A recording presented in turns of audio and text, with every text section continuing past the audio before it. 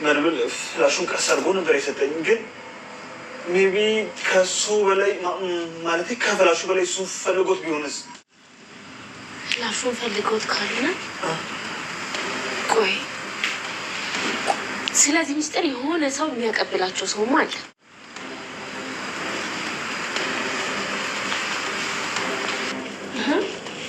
ለምንድነው እኔ እንደዚህ የምታፈጡት? እኔ ስለዚህ ጉዳይ ምንም የማውቀው ነገር የለም።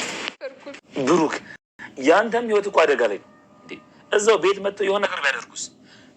ይኸውልህ ለማንኛውም እዛው መጣሁ። ኖ አንተ እዛው መሆን ነው የሚሻለው። እኔ እዚህ ያሉ ነገሮችን እኔ በሙሉ አስተካክላለሁ። አስብ፣ ሂድ። ይሄ ወንጀል መጋለጥ አለበት። እነ ካሌብ መጋለጥ አለባቸው። ሂድ ፍጠን።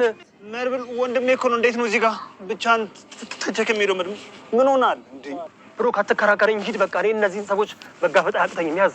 አልሄድም።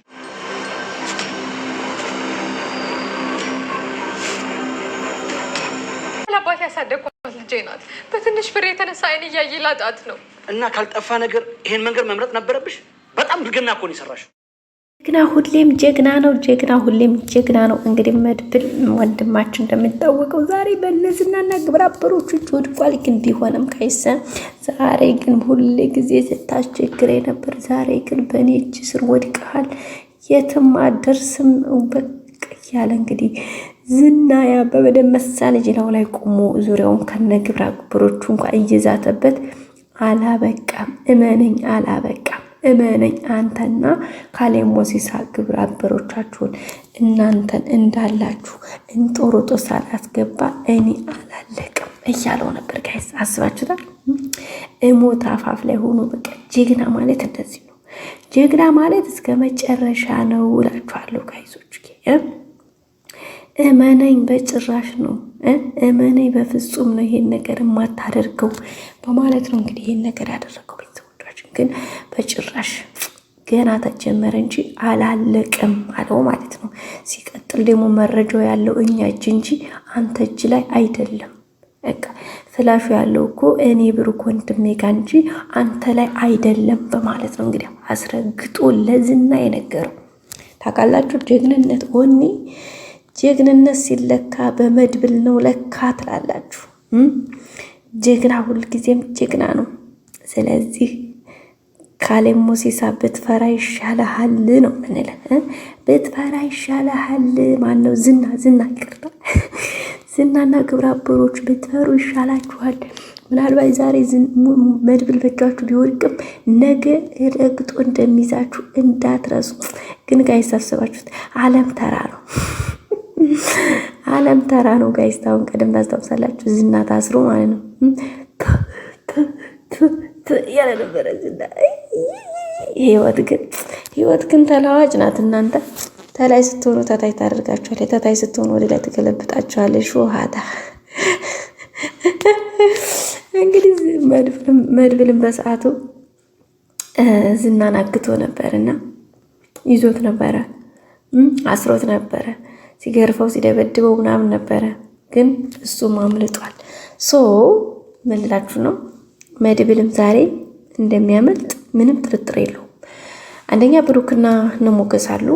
ሁለተኛ ባይኖሩ ራሱ በቃ ዝና እኮ ማንም ሳይኖረው ነው ሞገስ ነው እንግዲህ አንዲ በተርካሻ ምክንያት ይፈርምልኛል ብሎ ሲከፈከፍ የለቀቀው ሞገስ እኮ አይጠቀምም።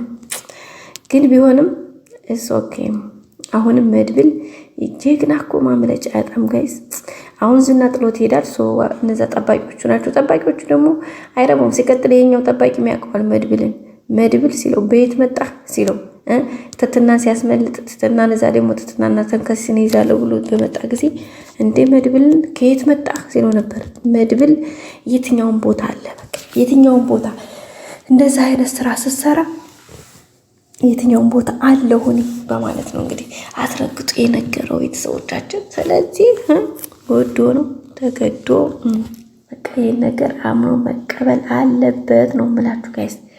አምኖ መቀበል አለበት እና በሚገርም ሁኔታ እንግዲህ ካሌብ እና ዝና ግብረ አበሮቹ እንግዲህ እነ መድብልን ሲያሳድዱ ነበረ። ያው ዛሬ እንግዲህ ዝና ሞገስን ማነው መድብልን ይዞታል፣ ግን ምንም አያመጣም። ለዚህ ሁሉ ጣጣ የዳረገቻቸው ደግሞ ማህሌት የምትባል ተንከሲስ እንግዲህ እችን ኤደንን እዛ አስገብታ ነው። ኤደን የምትባል ደግሞ ገንዘብ ነቢ እንግዲህ የሚገርማችሁ በቃ መድብልን እኮ ግን እወደዋለሁ ምናምን የሆነ ነገር ተመችቷል ነበረ፣ ግን ገንዘቡ በለጠባትና በዛ ላይ ደግሞ እነዚህና ወጥመድ ያስገቧት ታውቃላችሁ።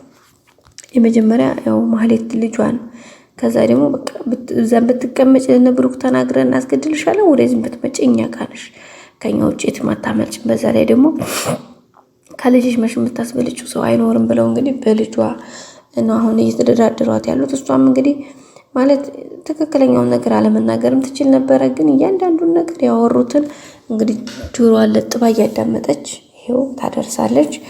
በመጨረሻም እንግዲህ ሁሉንም ነገር ዝና አወቀው ማለት ነው። ከማወቅም ባሻገር ይሄው እንግዲህ ብሩክን ማነው መድብልን ለዚህ አበቃው ማነው ቤተሰቦቻችን። ይሄም እንግዲህ በጣም የሚያናድድ የሚያበሳጭን ጉዳይ ነው፣ ግን ደግሞ ሁሉም ነገር ጊዜ አለው እና እንግዲህ ጋይሶች የማህሌትም እንግዲህ በቅርቡ በእርግጠኝነት የእንትኗ መታወቅ አለበት ሴራዋ። በእርግጠኝነት ሴራዋ ደግሞ ታውቆባት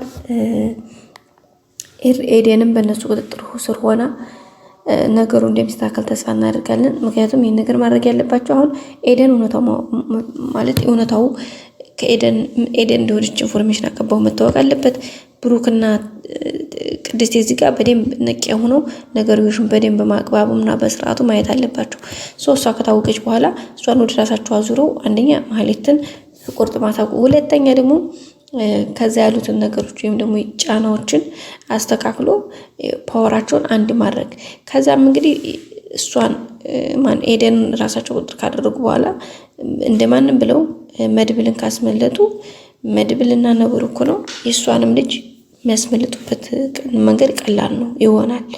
ስለዚህ በዛ መልኩ ነው የሚሆነው ብለን ተስፋ እናደርጋለን። እናንተም የግል ሀሳብ አስተያየታችሁን አስቀምጡ ቤተሰቦቻችን። ሌላው እንግዲህ ደግሞ የፍራታና የጠበቃው ይቅርታ ጠበቃው ያው ተሽሎታል፣ ድኗል። የፍራታና የመርዙ ጉዳይ ነው። እነሱ ደግሞ በጣም ነው የሚያስቁት።